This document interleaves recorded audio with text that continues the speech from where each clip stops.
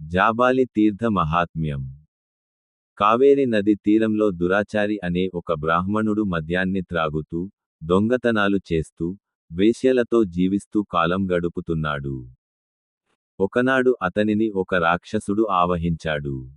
ఆ రాక్షసుడు దేశదేశాలు తిరుగుతూ వెంకటాచలంపైకి వెళ్ళి, జాబాలి తీర్థంలో స్నానం చేయగానే అతని రాక్షసత్వం నుండి ముక్తిని పొంది వైకుంఠానికి వెళ్ళెను.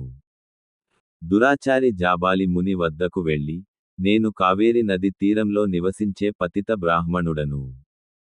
నేను ఇక్కడికి ఎలా వచ్చాను అని అడిగెను. జాబాలి ముని, నిన్ను ఒక రాక్షసుడు ఆవహించి దేశదేశాలు త్రిప్పుతూ ఈ వెంకటాచల పర్వతంపైకి తీసుకువచ్చెను.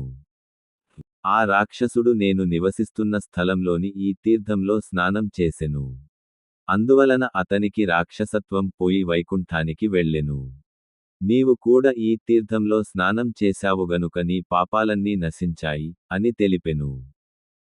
దురాచారి జీవితాంతం అక్కడే ఉండి జాబాలి తీర్థంలో స్నానం చేస్తూ వెంకటేశ్వర స్వామి యొక్క భక్తియుత సేవ చేసి వైకుంఠానికి వెళ్ళెను.